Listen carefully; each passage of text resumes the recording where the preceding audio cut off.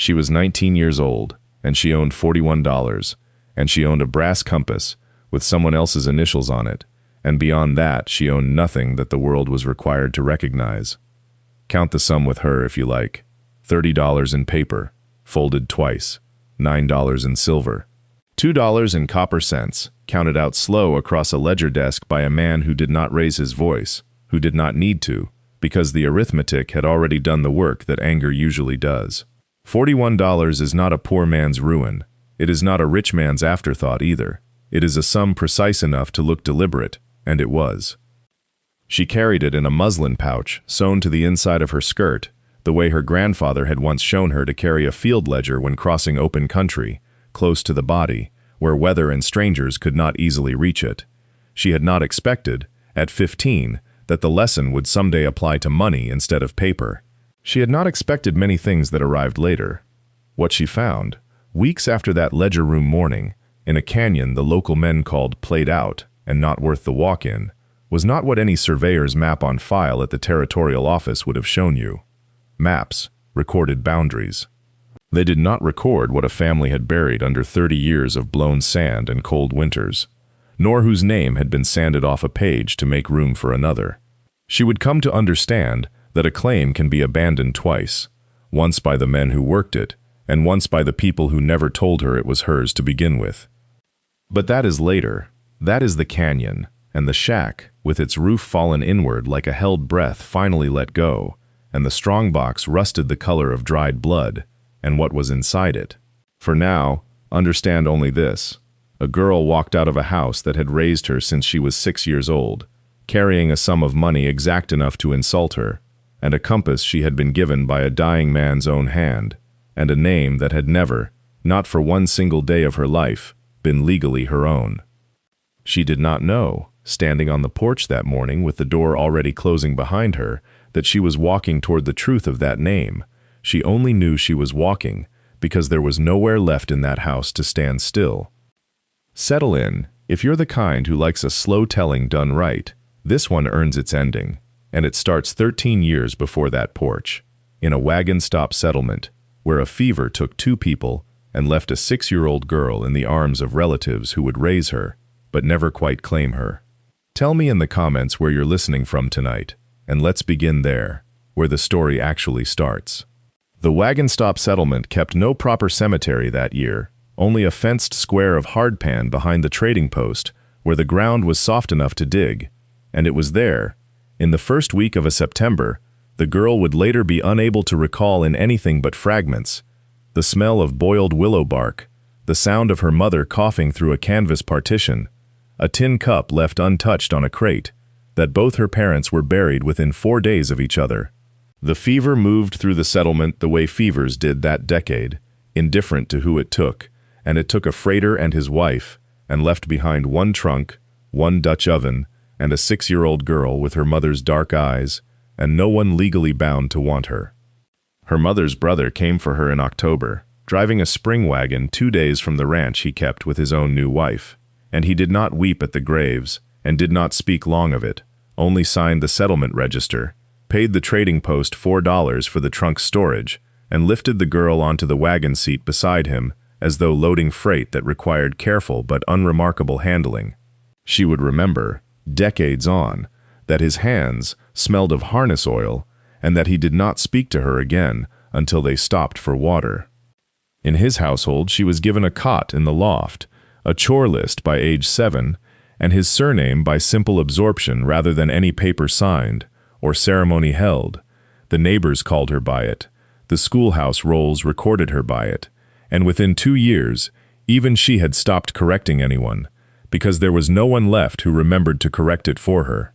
Her mother's maiden name existed nowhere in that house, except in the one place her uncle did not think to purge, the flyleaf of a surveyor's field ledger belonging to her mother's own father, who arrived to live with them the winter she turned 8, folding himself into the back room with his brass instruments and his slow, unhurried way of speaking, as though the desert outside had taught him that most things worth saying could wait until the light was better. She did not know yet, sweeping his boot tracks of red dust off the plank floor each morning, that he was the only person in that household who would ever look at her and see the name she had lost, rather than the one she had been given. She only knew that he asked her to hold his chain taut across the yard one spring afternoon, and did not raise his voice when she got it wrong, and asked her to try again. He had come west in 1851, with a license from the Territorial Surveying Board, and a set of instruments he maintained the way other men maintained horses, with a devotion that asked nothing in return but care. His satchel smelled of linseed oil and old brass, a smell she would later find on her own hands after enough winters of the same work, and inside it he kept a transit, a set of pins, a length of chain he coiled with the same 2 motions every evening, left over right, right over left, so that it lay flat, and did not kink when he needed it fast. He was 61 the winter he arrived, and 76 the autumn he died, and in the years between he surveyed section lines for the county, boundary disputes for ranchers who did not trust each other's fence posts, and, when the work was slow, the dry wash behind the house, simply because a man ought to keep his eye trained, even when no one was paying for it. He taught her the way he did everything, without hurry. He showed her how to read a compass bearing against a known landmark, how to pace a chain so the count stayed honest across broken ground, how a line of cottonwoods meant water below even in a season when the surface showed nothing but cracked clay. He taught her to keep a field ledger, date, bearing, distance, remark, in a hand small enough to save paper, because paper, he said, was the one thing a surveyor could not manufacture from nothing. But there was a second ledger, bound in the same worn brown cover as the first, that he kept in a drawer of his own writing desk, and this one he locked. She noticed it the way a child notices anything forbidden, sideways, without asking outright, and twice she saw him take it out at night, write in it by lamplight with his back turned toward the doorway, and return it to the drawer before he banked the fire. When she asked once what was in it, he did not scold her. He only said that some lines a man draws for other people, and some he draws for himself, and that she would understand the difference when she was older, though he did not say how much older, and she did not think, at 11, to ask him to be more particular. She let the matter go the way children let go of most things adults decline to explain, trusting there would be time later to understand it properly, not knowing yet how little time the man across the room actually had left to give her. The teaching itself began earlier than that locked drawer, though she would not think to number the years until much later, when numbering had become her trade. It began at 8, with a length of surveyor's chain laid flat across the yard, 66 feet of iron links she was told to walk heel to toe, counting under her breath, while he stood at the far end correcting her stride when it wandered. A chain does not forgive a careless foot, he told her, and neither does a client, and she did not understand the second part of that sentence for a decade, but she understood the first part well enough by the 3rd week, when her count finally matched his to the link. By 9 she was permitted to hold the compass, though not yet to read it, only to carry it, level, both hands, the way another child might carry an egg. By 10 he let her sight along the vein herself, one eye closed, calling out the bearing before he checked it against his own reading, and told her, without unkindness, by how many degrees she was wrong. She was wrong often. She was wrong for nearly 2 years. Then, gradually, she was wrong less. He took her to the cut bank above the Wagon Stop Creek, and showed her how the layers of rock stood like pages in a book laid on its side, pale sandstone over red shale, over a seam of gray that meant water had once stood there long enough to leave its signature.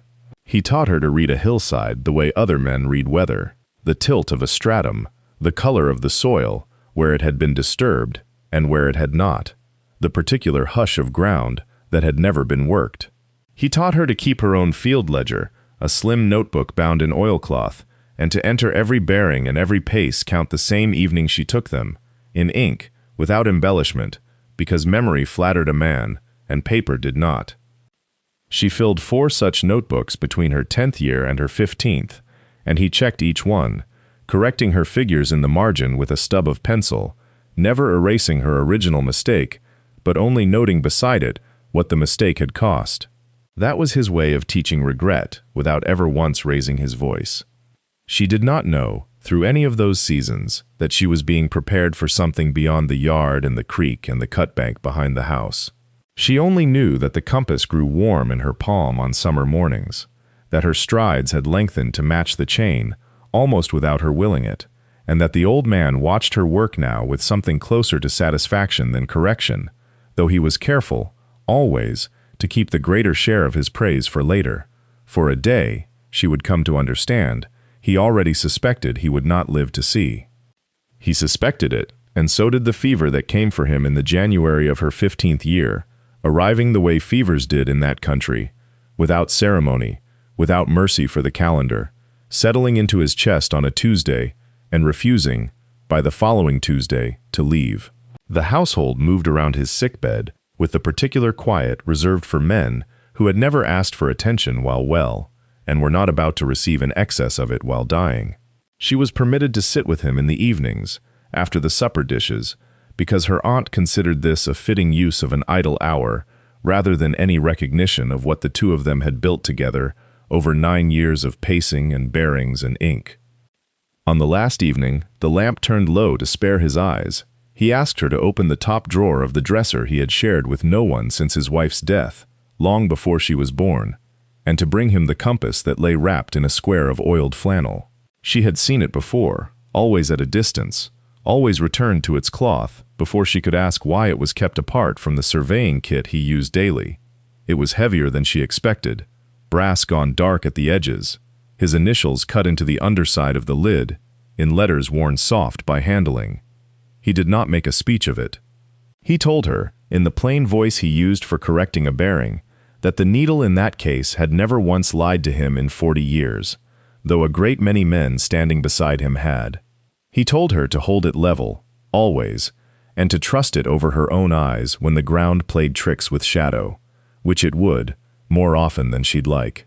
And then, with his hand closing over hers around the brass, as if sealing a measurement into the ledger of her, he said the one thing she would carry for years without understanding its full weight, that a compass points to true north, not to whatever north a man tells you it is, and that the difference between those two norths had ruined better surveyors than him. He died before the lamp burned out. She recorded the date in her own oilcloth notebook that same night, in ink, without embellishment, the way he had taught her, because memory flattered, and paper did not, though for once, the entry cost her more than any mistake ever had, and there was no pencil stub waiting in any margin to tell her what. 4 years passed between that night and the morning she was called into the ledger room, and in the telling of it, the years compress the way distance does on a survey map, each season a line drawn thin, each winter a notation of feet and chains rather than months and grief. She turned 19 in February of that year. The household did not mark it with anything beyond a second helping at supper, and she had long since stopped expecting more. The uncle kept his office at the rear of the house, a narrow room smelling of tallow and old paper, with a ledger desk bolted to the floorboards, as though someone once feared it might be carried off.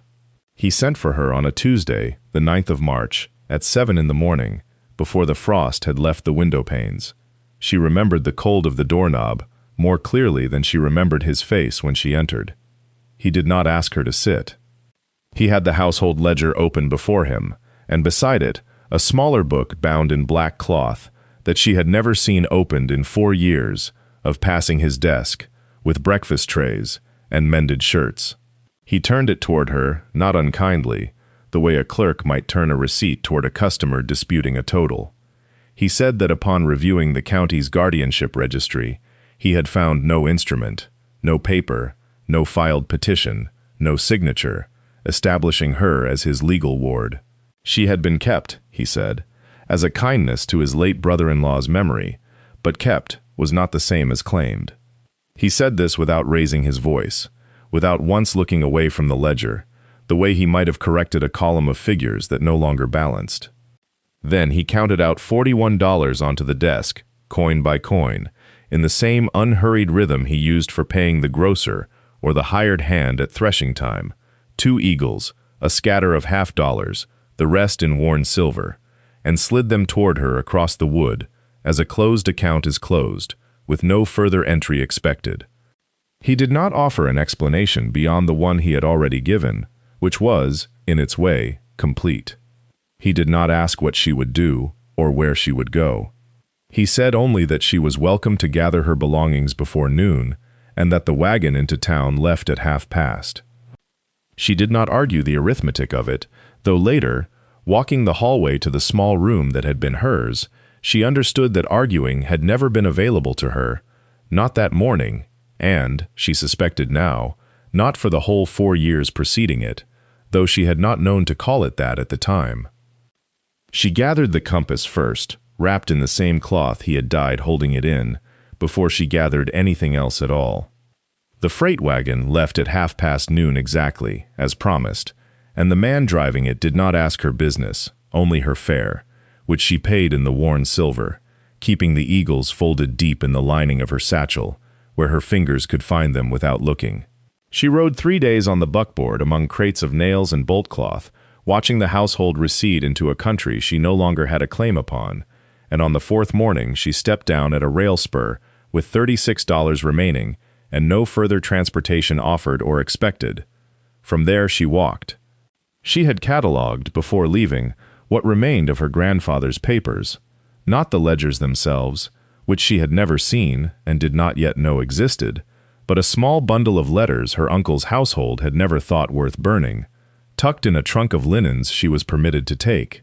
The letters were dated across 11 years and addressed to men whose names meant nothing to her: a Mr. Pruitt at Corinne, a Sanderson at Promontory, but 3 of them, all in the last 2 years of his correspondence, mentioned a canyon basin south and west, unnamed except as the dry country past the old Spanish Trail, where he had staked survey markers for a claim he described, in his small precise hand, as worth revisiting. She had read that phrase perhaps 40 times on the wagon and again by firelight, until the ink seemed to arrange itself from memory rather than page. She walked toward that phrase. The desert did not announce itself gradually.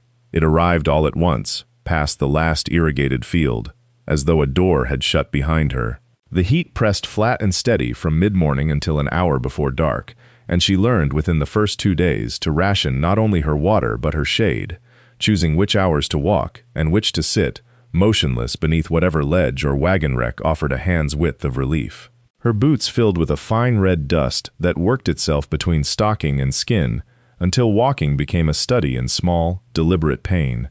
She ate little: hardtack, dried apple, once a jackrabbit she was fortunate enough to snare, and counted her remaining coin each evening, not from anxiety, but from habit, the way her grandfather had taught her to check a compass bearing twice before trusting it once. She used the compass now for direction in the plainest sense, sighting landmarks against its needle, the way he had shown her at 11 and 12 and 13. Pacing off distances in chains, she still counted silently under her breath.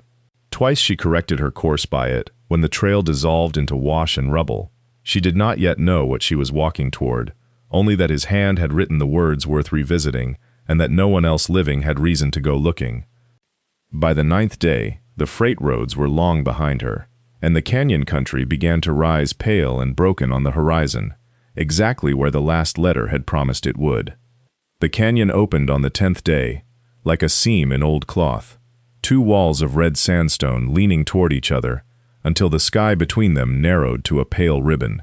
She noted the hour in habit only, a little past midday, the sun standing directly over the gap, and she noted, too, the silence, which was not the silence of emptiness, but the silence of a place that had once held sound, and lost it. A dry wash ran along the canyon floor, its bed cracked into plates the size of dinner saucers, and she followed it, because her grandfather had taught her that water, even absent water, still wrote the truth of a landscape in the shape it left behind. She found the claim before she understood she had found it. What she took at first for a fold of stone proved, on nearer approach, to be a wall, 3 courses of dry-laid rock, roofless, half swallowed by a dune of blown sand that had drifted against its northern face, like snow against a fence. The locals at the last freight stop had spoken of it only once, and dismissively, a played-out prospect hole some fool had scratched at 30 years back and abandoned to the wind. She had asked its name, and been told it had none worth remembering. She stood at the threshold a long moment before she stepped inside, the way she had been taught to stand at the edge of any claim, before disturbing it, taking its measure with the eye, before touching it with the hand. The structure had been a single room, perhaps 12 feet by 10, its roof long since surrendered to some old storm, its floor now a shallow basin of sand and fallen shingle. A chimney stood at the far end, remarkably intact where the walls had failed, built of the same red stone as the canyon itself, patient and squared and outlasting its purpose. It was at the base of that chimney, crouching to brush sand from the hearthstone with the flat of her hand, that she found the first small thing that did not belong to accident.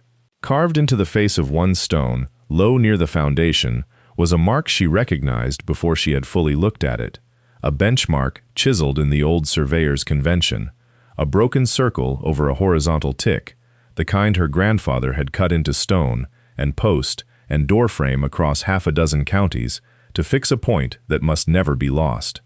She had watched him make that mark 100 times.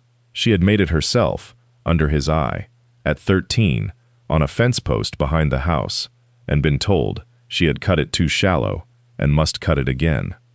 She did not cut this one. She only knelt there with her fingers in the groove, the compass hanging still against her chest, and understood that whatever this place had been called by others, it had not been nameless to the man who built it. She worked the next 4 days as her grandfather would have worked them, which is to say she worked them slowly, and she recorded everything.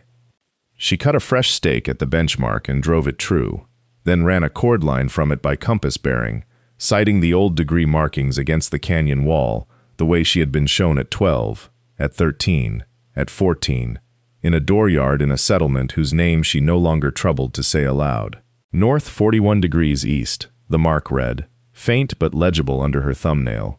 She paced it in chains, counting under her breath, the way pacing must be counted, without hurry, without rounding a step short to make the arithmetic kinder. 52 chains brought her to a shift in the canyon floor, where the sand lay a shade paler than the sand around it, packed differently, as though something beneath it had once borne weight and then had that weight removed. She did not dig at once. She noted the finding in the back pages of a ledger she had begun keeping since the second day in the shack, a plain thing bought for 30 cents in the town before she had struck out into the canyon country, and she wrote the bearing and the distance and the date in the small square hand her grandfather had drilled into her, because a mark not written down was a mark that might as well not exist. Only then did she dig.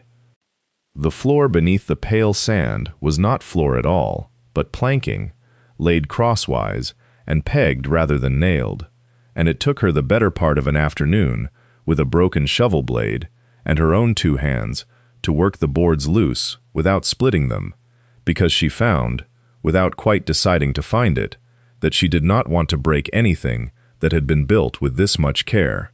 Beneath the planking was a cache dug square and lined with flat stone, dry as the rest of the canyon, holding its contents the way dry places hold things for decades, without asking anything of them.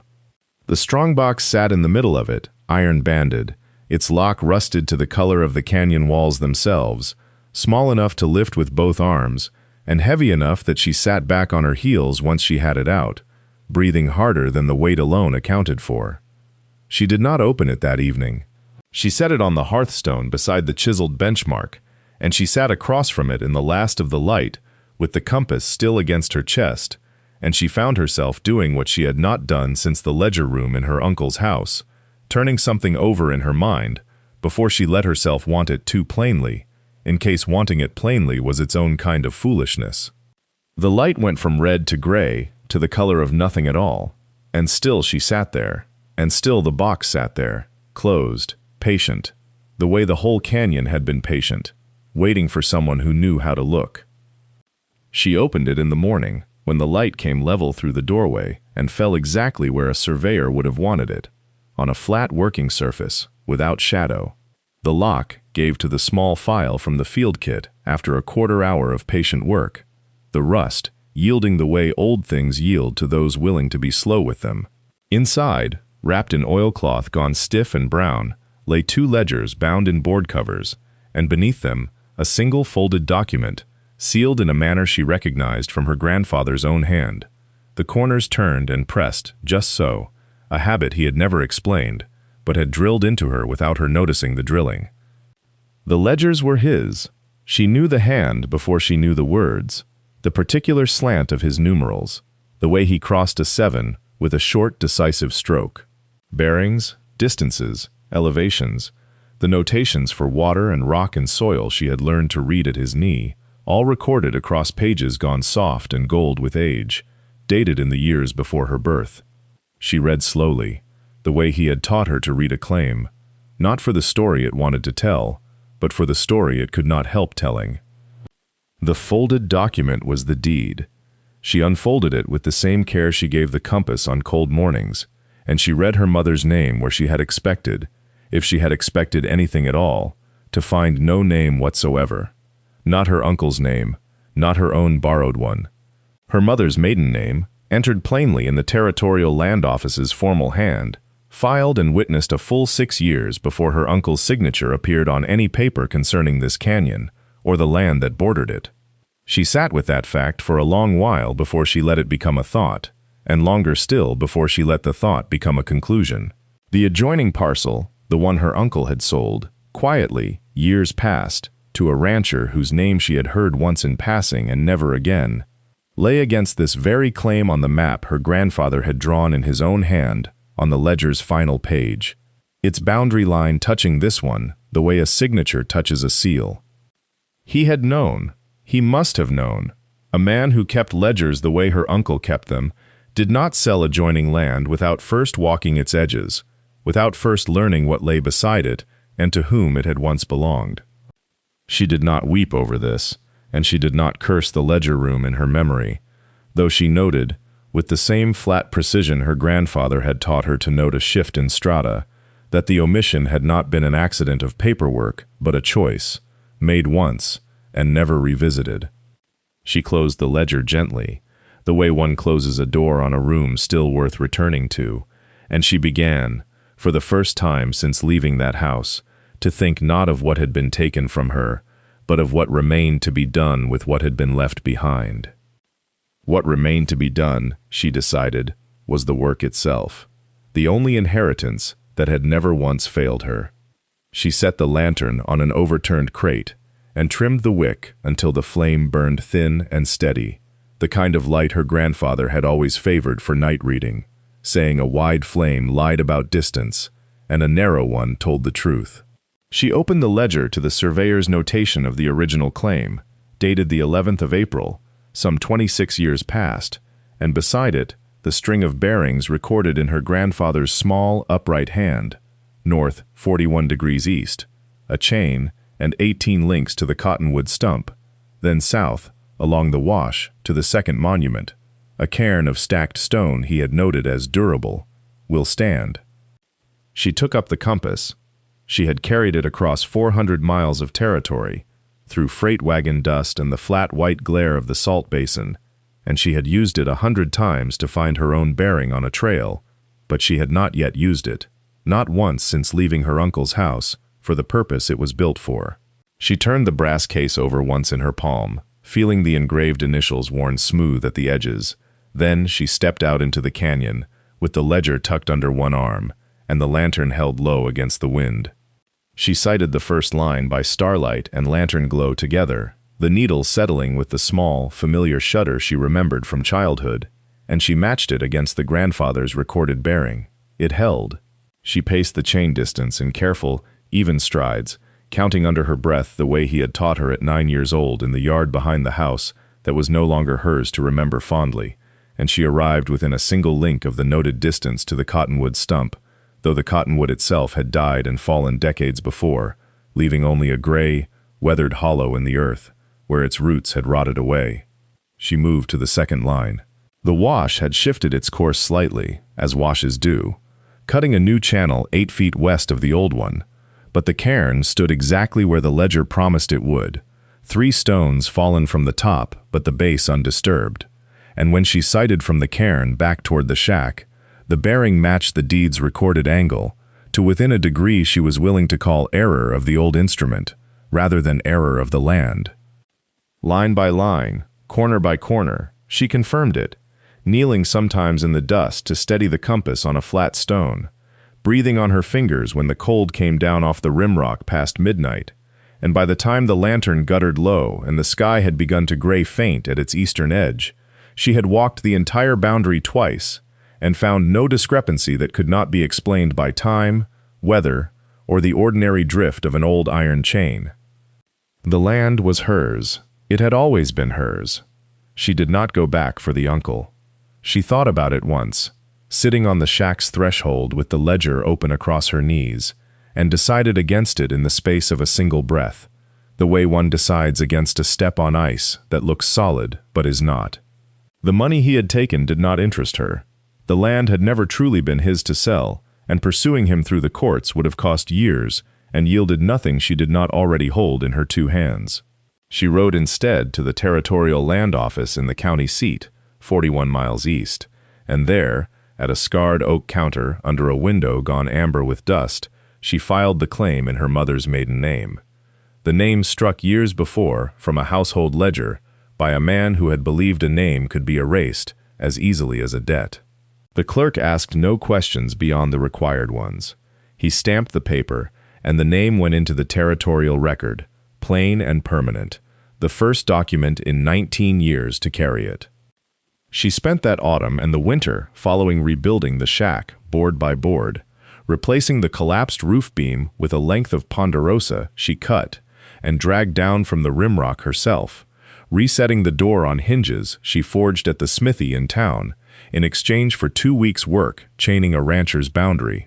She kept the strongbox on the shelf her grandfather had built, the ledgers beside it, and she added her own pages to them in the same hand he had taught her, the same square figures, the same habit of noting weather before bearing. The compass sat on the table each evening when she wrote, brass gone soft with handling, the engraved initials worn, but legible if the lamp caught them right. By the following spring, she was known in 3 counties as a surveyor who could be trusted to walk a line twice before she'd sign it, and hired accordingly, a irrigation ditch here, a contested fence line there, a mining claim boundary disputed by 2 brothers who accepted her figures because neither could argue with the chain marks she showed them in the dirt. She did the work under her true name, spoken aloud for the first time in a way that mattered, printed on receipts, entered into other men's ledgers, as her mother's name had once been entered into her own family's, before it was struck. She never married the name back to comfort, exactly. She wore it the way she wore her boots, worn to the shape of the work.